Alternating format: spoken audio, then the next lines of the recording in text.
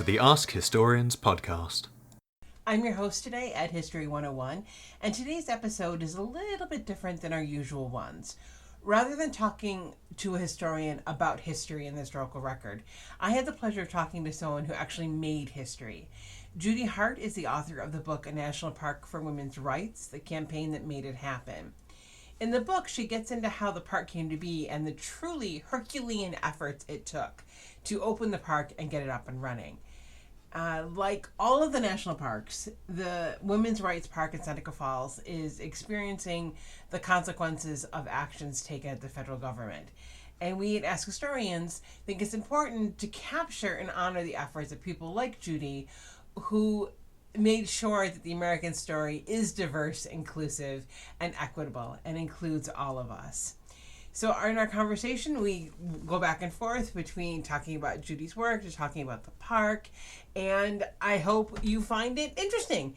I look forward to do more mini-sodes like this where we talk with people who bridge current events and the past, and we're always eager for people to join us for discussion on the subreddit. As I started the book, I was lucky enough to get connected with the Cornell University Press. So I worked with them in a very academic setting, although it wasn't determined to be a totally academic book, but still it was in an academic setting in their process. Working in the Park Service, to me, there's a distinction between public history and academic history.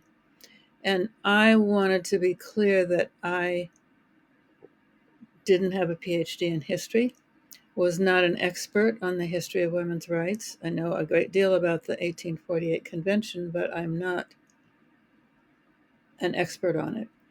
And while I was writing the book, there was a controversy about whether or not Seneca Falls was in fact, the convention in Seneca Falls was in fact the beginning of the women's rights movement. Mm-hmm. And that was a very heated argument for a while. It seems to have calmed down. Since read the book, which was massively researched and documented, that said that was a myth that it started in Seneca Falls. But she documented that the first convention was in Seneca Falls, and that author wanted to pick a different date for the beginning of the women's rights movement.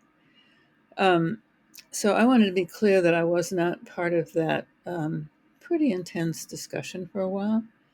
And also that my talks were not going to be the history of women's rights. It was going to be talking about developing the park. And I didn't want people to be annoyed or disappointed halfway through, but to be clear that I'm a visionary and a doer, not an historian. But I'm a proud public historian. That is what the Park Service does, is take academic history and all the resources that are available and present them to the public in a way that's easy to understand. Mm-hmm. And my shorthand for explaining that is that I think the Park Service is particularly gifted with wayside signs, of telling a big story in a couple of sentences on a sign that you might find on the side of a trail. Those signs are written for a 7th grade education so that it's accessible to everyone. And that, to me, is a wonderful example of what public history is taking history out to people who are not historians, perhaps know nothing about the topic, but can come away with an understanding of not only the specific events, but the context that they happened in. So in that sense, I'm definitely a public historian, Mm-hmm. but I'm not an academic historian. So. Now, it's not hyperbolic to say that you created a national park. You are the reason that I'm in Buffalo, New York, and you are the reason there is a national park celebrating women's history just a few, I don't know, like maybe less than 100 miles away from me, down in the Finger Lakes. So how do you, when someone says, so Judy, what did you do? Or what do you do? Or how did you go about creating a national park? What's your cocktail party version of how you went about creating a national park? Well, that's the fun question to answer. I suggested it. I was lucky enough to be selected as the chief ranger for legislation for the Boston Regional Office. And the reason there's a whole job for that is because a national park can only be created by U.S. Congress. So as one would imagine, that's a pretty long, complicated process to get a new park created. But they have to start someplace. And I had just begun this new position. I was absolutely thrilled. I have a Cornell degree in English and a Master of Arts in Law. So I was loving having a job in legislation. I sat down and read the new Index of National Parks, which there was a table of contents that talked about presidents' homes, recreation areas, national parks, national historical parks, Civil War battlefields. Bottom of the index, the table of contents, there was an asterisk, and it said African American history is interpreted in all the national parks. Well, I'd already been in the regional office for 2 years, and I knew that wasn't exactly true. But what made me angry was that there was no asterisk for women's history and no indication that there was women's history. At that point, there were 318 park sites, which includes everything, monuments, parks, recreation areas. There were 318, and 3 were named after women. And I got a call from the Washington office asking what my region wanted to submit to Congress as a new national park. And I checked with my colleagues. I called my new boss. I told him I wanted to submit the idea of a new national park for women. And he said, cool, now go out and find one. Because he'd been around the country enough to know it wasn't going to be an easy hill to climb. But I told my counterpart in Washington, the only professional woman in the front hall of the Park Service, she was thrilled. And she said, it's going to be dead in the water unless it's already deemed to be nationally significant, which is the number one criteria for a new national park. Mm-hmm. So each of these reactions just spurred me on farther. I've always been passionate about fairness. And when I see something that looks unfair to me, I'm just driven to do something about it. So these early conversations persuaded me. I didn't need much, but made me that much more determined to follow through on this. And then we were lucky enough to find a site. We looked, when I went down the next week for training, we looked in the National Register of Historic Places and found the home of Elizabeth Cady Stanton in Seneca Falls. Uh-huh. And you know, I graduated from Cornell in 1963, 40 miles away, never heard of Seneca Falls, never heard of Elizabeth Cady Stanton, never heard of the convention. And when Peggy and I found that listing in the book, I had to say, who's Elizabeth Cady Stanton? I never heard of her. Because she stayed home. That was, she wrote the speeches that Susan B. Anthony traveled all over the country. Everybody's heard of Susan B. Anthony. I'd Mm-hmm. never heard of Elizabeth Cady Stanton. And that all these things just gave me that much more energy to forge ahead and develop a real vision of what I could imagine in Seneca Falls, which includes the Wesleyan Chapel where they actually held the convention in the home of Elizabeth Cady Stanton, the home of the Hunt family, which is where they actually just called a tea party, but Stanton turned it into a call for a convention, and the McClintock House where they actually wrote the agenda, the Declaration of Sentiments, which was the agenda for the convention, and outrageously called for the right to vote for the first time publicly. All of that just kept giving me even more energy to proceed with this. Also ask what led me into the Park Service. I grew up in Kansas City, and I don't believe we had any national parks in Kansas at that point. And we didn't really have lakes. If we did, they were man-made, Corps of Engineers, some rivers, but there was really there was no recreation access to them. My introduction to the natural world actually was going to camp in Minnesota as a freshman in high school. And I'm like, oh, there's a part of this country I've been missing, this beautiful lake. I was a very good swimmer. I loved boats, loved everything about it, but then went back to Kansas City for high school. Went to Cornell, which is gorgeous country. But the big shift for me, I was on a national committee on relocation, which is part of the National Committee for Housing and Urban Renewal Affairs at the time. And I frequently went to Washington to meet with the other people in this group, and they planned a retreat, which I was lucky enough to go on, in Glacier National Park. I'd never been west of, I don't think, well, no, I did go to Colorado once. My father hated to travel, hated it. So Colorado was my experience of the West. So I flew out, drove, bused, whatever, to get to Glacier, and the rangers took us on a bus tour. And there was this very handsome, charming ranger standing at the front of the bus, giving us the interpretation of Glacier National Park. And I'd never been to a national park before, had no idea, never met a ranger, didn't really know anything about it. And I was enchanted. I was hooked on the national parks, which became being very much in love with the National Park Service and thrilled to spend most of my career there. Nice. And I wonder how many young people find their life's calling because they find a young, attractive person in that particular. Oh, handsome park ranger. Ooh, parks. That's wonderful. It's very, very wonderful.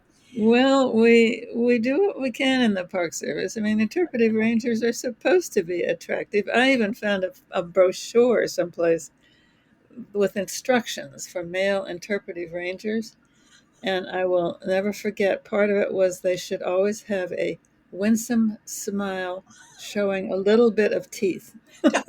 Just a little bit of tea. Speaking of showing just a little bit, I'm thinking of the picture of the park ranger in the woman's outfit with those awesome white boots. Yes. And so, in part of your book, you talk about it wasn't just part of the conversation like that you're involved with. It was not just who gets to be a park ranger and what it is a park rangers do, but what park rangers wear and how they present themselves. So I'm wondering if you could share more about your experiences with regards to uniforms and women rangers and kind of how that all transpired.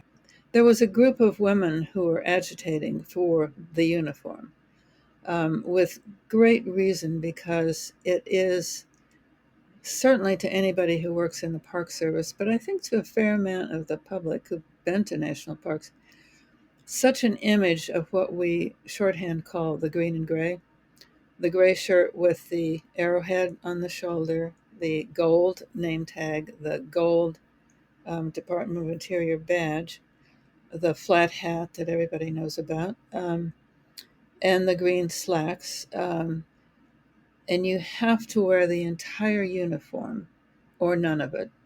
And you have to be officially authorized to wear the uniform. There's no such thing as walking around in a flat hat. Ah, No matter how much you love those hats, it can't. Well, I'm going to tell you about a misstep on that, but um, it symbolizes so much within the Park Service. And on the outside, it is meant to say this is a person you should respect. Some rangers are law enforcement rangers, but all of them are tasked with, among other things, shall we call it crowd control, keeping the peace, keeping the laws, keeping the parks safe. And the uniform is very much intended to elicit respect, not just for the uniform, but for the Park Service and the person, inside that uniform. The women were not allowed to wear that until 1978. There was a long, I could say sordid history. It depends on your mood. Some people would think it was terrifically funny. In the beginning, there was an enormous resistance to women rangers at all. Superintendents, early superintendents, being very clear. Our head archivist for the Park Service has done a lot of research on this and found some old reports and memos. And one of the early superintendents said, "I want my park staffed by he-men." And oh my there, goodness. it was valid, especially in the beginning when it was mostly the big Western natural parks, Yosemite, Yellowstone, Grand Canyon. It's a very dangerous park in the West. A lot of the job is crowd management, which is not simple, but there's a lot of rescue work, and it's extremely dangerous. The person who needs help has already found themselves in a predicament in a place where they can't escape, which may be down a steep slope, it may be icy, it may be snowy. There's all sorts of very dangerous assignments for the rangers in the big western parks. So I personally can understand why people would believe that that was a man's job. That certainly was looked at that way by society for a long time. So the women performing the duties, being allowed to perform the duties, went along with the symbolism of the uniform. There was a point at which there was actually a director who encouraged hiring more women. And he said, because they're very useful in education programs or working with children. We need Oh, women in the right. health Yes, service, of course. How can I forget? which is true, of course, but it's only part of the story. I mean, the uniforms reflected what one might call feminine characteristics. There was a phase where the director literally told one of the associates to go sit in the airport and watch the stewardess coming off the planes. And the Park Service uniforms for women, actually, they were very elegant. Briefly, they were copied over stewardesses' uniforms. Most of these did not last very long. And then there was the famous one that you referred to. It was a little polyester overblouse, very thin, I'm told, and a mini skirt that women rangers had to wear with a white collar, no less. You can imagine being out in a big Western I'm park just with a white picturing collar. the sweat stains and that. Exactly, especially if you're working in the Southwest, you've got red dust all over you. Um, as it turns out, the white go-go boots that were featured on the cover photograph of a book about women in the Park Service, they had a fashion show to show off this new set of uniforms. And one of the models that was hired put her own white plastic go-go boots on, and she borrowed a ranger's flat hat. So it was totally the wrong image. Yeah. She should have had on, I don't know, little flats or something. Actually, a friend of mine who actually was a ranger in that era said she used to wear pantyhose with those little dresses. But that was somebody's idea of clearly having cute rangers. And when I got in the Park Service in 75, two women who were authorized to wear uniforms, they wore dark green scrubs with a arrowhead on the shoulder. And that, I would say, was the last straw for the women who were rangers. Um, and they revolted, and they finally got permission to wear the green and gray. Hmm. Now, did that woman get in trouble for wearing the flat hat with the go-go boots? Um, yeah, I'll have to ask our archivist that. She was, I believe, a professional model, so what could they do to her except fire her? But she was already fired. Please don't do that again. Chances are good that she couldn't have been an employee because an employee would have known better. Yeah. You don't just borrow the flat hat and wear 5% of the uniform. You just don't do it. I was wondering about how kind of it went from idea to an actual park. Like, did you have to shepherd it through the entire thing? Did you just get the ball rolling? Kind of, how did it go from, okay, we have this spot that's federally recognized to a bona fide national park? What was that process like? I was incredibly blessed and honored to be central to that whole process. I suggested the idea. My boss, the planning chief in Boston, liked it. And we had, at that point, there was a law that the director of the Park Service had to submit 12 studies to Congress of new parks that we wanted. Congress wanted to focus on the ones that we thought were most nationally insignificant. So they set up a planning unit out in the Denver Service Center. So my boss asked them to study Seneca Falls, and they said no. I remember them saying, it's too small. I've heard various versions of that, but clearly they said, no, we're not going to do it. So my boss got mad and said, well, we'll do it in-house. So he appointed me and a landscape architect who worked for him in Boston to do the initial, what we called reconnaissance study, which was a visit out to Seneca Falls.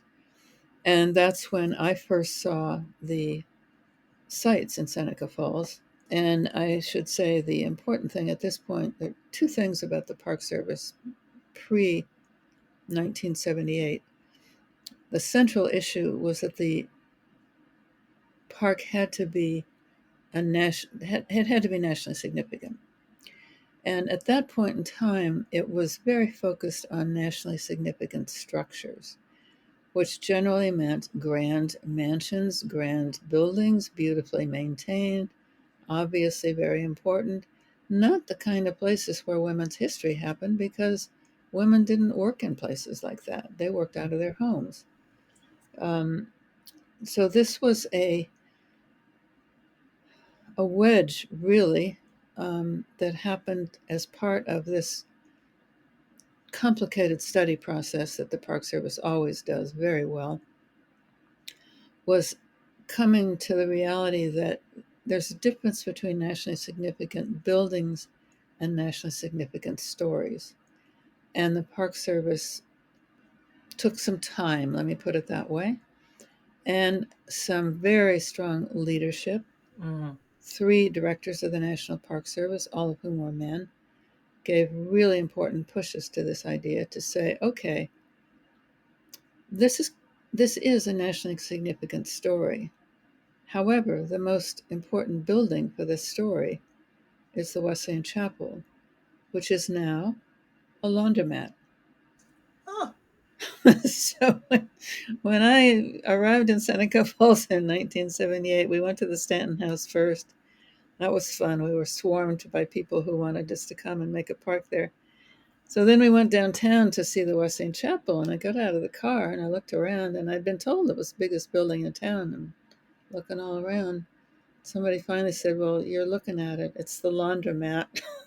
Oh my goodness. And the Park Service did not embrace that easily or quickly, to put it mildly.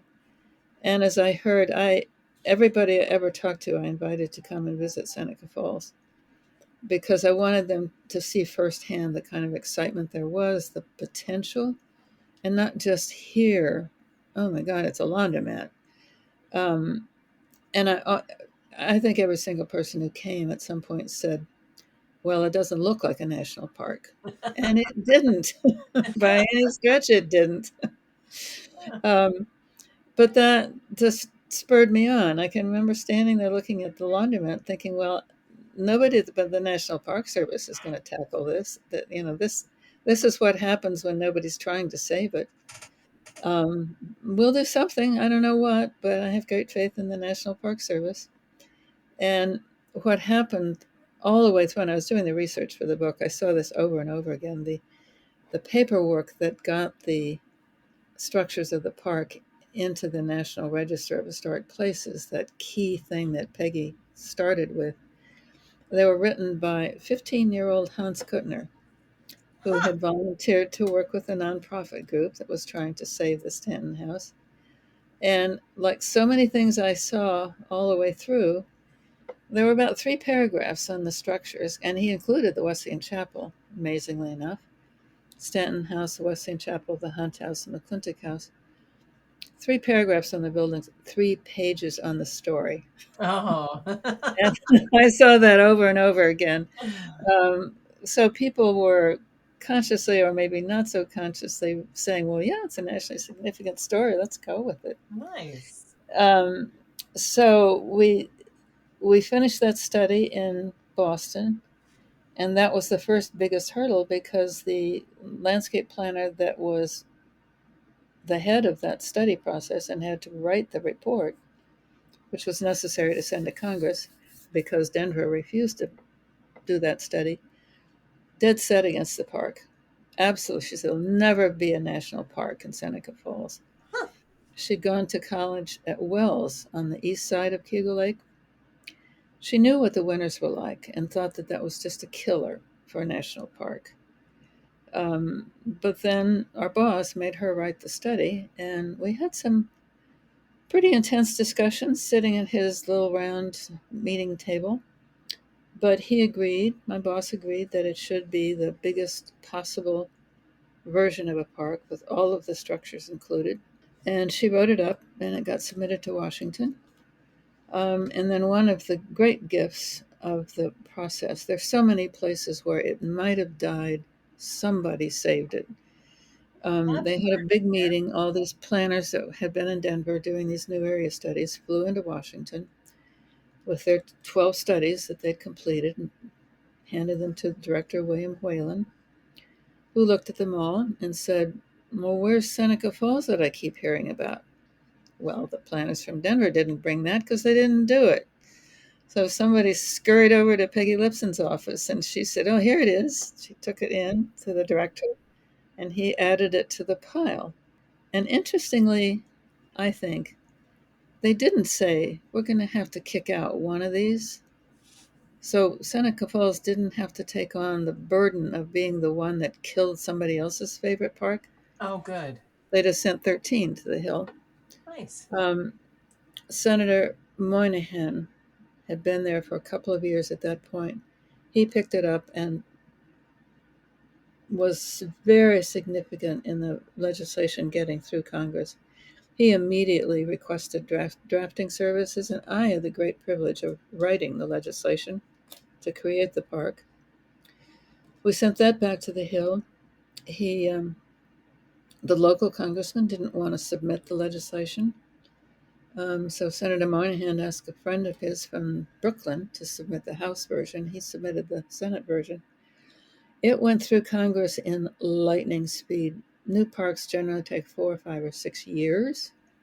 This was 11 months, not even 11 months. Wow. Senator Moynihan jumped on it in February. Jimmy Carter signed it at the end of December the same year.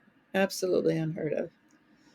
And a lot of that had to do with, I didn't always know the specifics, but I was always certain that Senator Moynihan was doing his magic behind the curtain.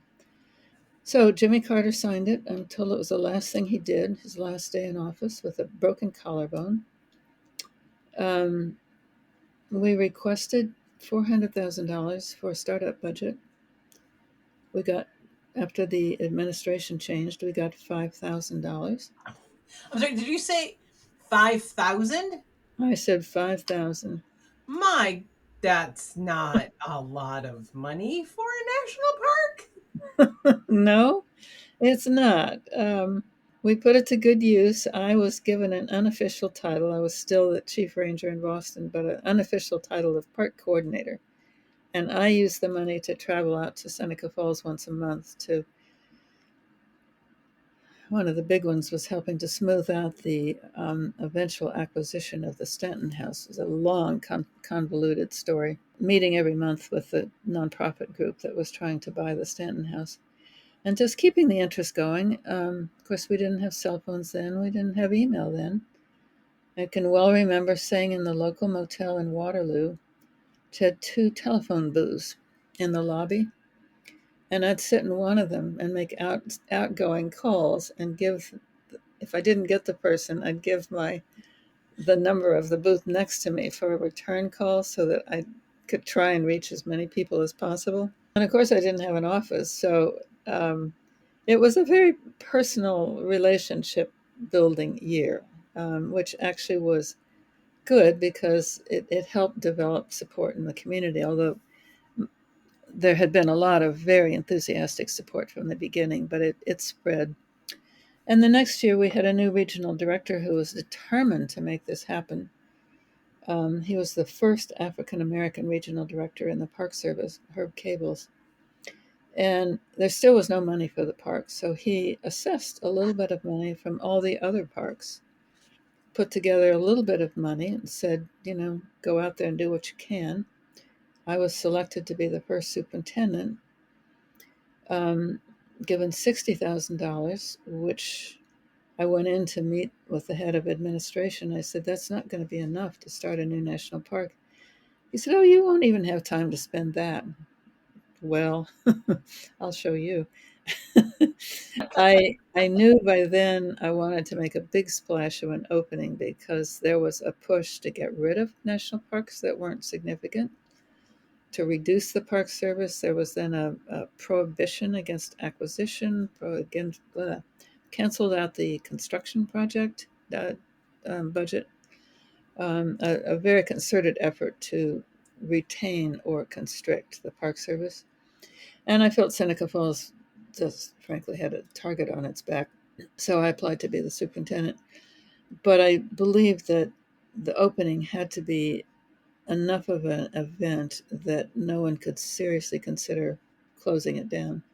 So many of these stories are so long and so rich, you really just have to read the book. But I will jump to the end and say that Alan Alda came out in July to cut the ribbon. And there's a wonderful story about how I got to meet him and talk to him and inspire him to come and do that. And 5,000 people filled the streets of Seneca Falls. The whole downtown was full of people. Nice. And bless them, we didn't have Megatrons then. We didn't even have a loudspeaker. We had no money. We borrowed the school department's temporary platform and put it out in the street with some folding chairs that we borrowed from the school department, and that was it. We didn't even have sunshade for the dignitaries in the middle of July, and we'd had a terrible rainstorm that morning, and I was like, I don't know what we're going to do. Fortunately, it stopped raining. So 5,000 people came to see Alan Alda. He gave a wonderful talk. And I thought, okay, I can relax a little bit. Nobody's going to take on Alan Alda. And I had hired, I asked the 4 universities around there to send me their best women's studies student. And they were the rangers for the summer. And we had an academic historian. I was very careful even then. Judy Wellman had a PhD in history and was writing a book on the story of the convention in Seneca Falls. So she and another academic historian were with us for the summer. And the rangers all had been studying it, so there wasn't really any training period. That was the point of attracting them from existing academic programs, that there wasn't time for the training. So we had an amazing summer, and then shrank back down to 2 people at the end of the summer. But we had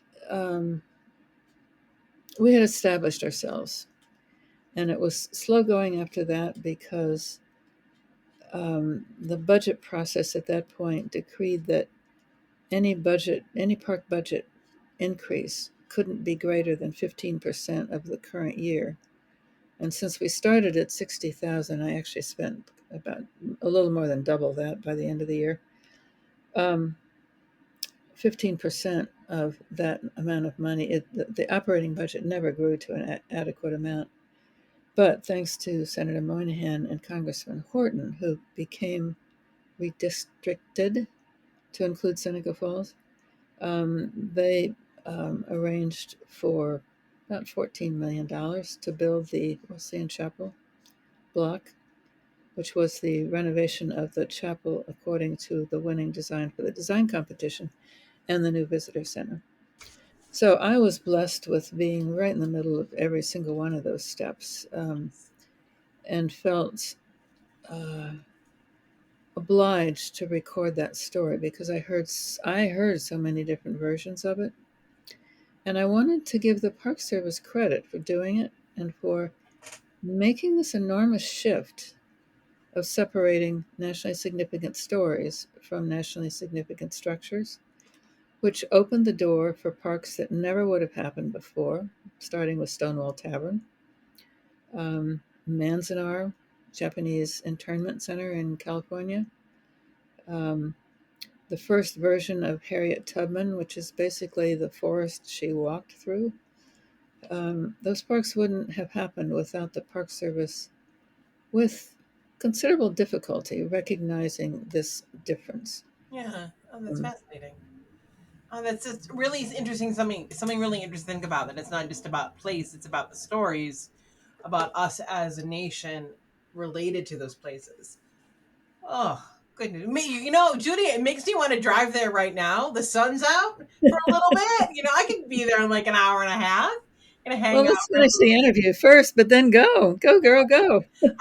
I know I've been to Seneca Falls plenty of times, but I can't remember. I must have. I must have gone to the park because it's right off the 90. So there's no reason to think I wouldn't have gone there. But, and I was curious, is there anything you wish people knew about the national parks that's not common knowledge? Something that you wish more Americans or visitors to America knew about the parks? The one aspect of it that always inspired me was a direction of Congress in 1935. They passed an Historic Sites Act, directed the Park Service to study the historic sites in America. And actually, I should double check that wording. Did they say study the sites? Um, but basically, they go out and look for the things that are so nationally significant that the public needs to know about them. And that's what should become a national park. Now, the average visitor to a park doesn't know that. But to me, what's important is the unstated, really, position of the Park Service that, yes, this is what's nationally significant. And if it's not included, one could conclude that the Park Service at least doesn't think it's nationally significant. There's still a limited number of sites that have the name of a woman as the title of the park. So, in my opinion, there's work to be done there. But I so admire the work of the Park Service and the people who work there. And as I was thinking about this interview, I was thinking about two things um, that I think are greatly valued by any number of people, and they sound simple, but they're not. The maps that the Park Service produces are spectacular. Oh, They're designed for people who maybe don't, a lot of people that can't use maps, I've discovered. Just about anybody can read a Park Service map, and it highlights not just the roads, which is important, but it highlights the resources that are in the park so that you can.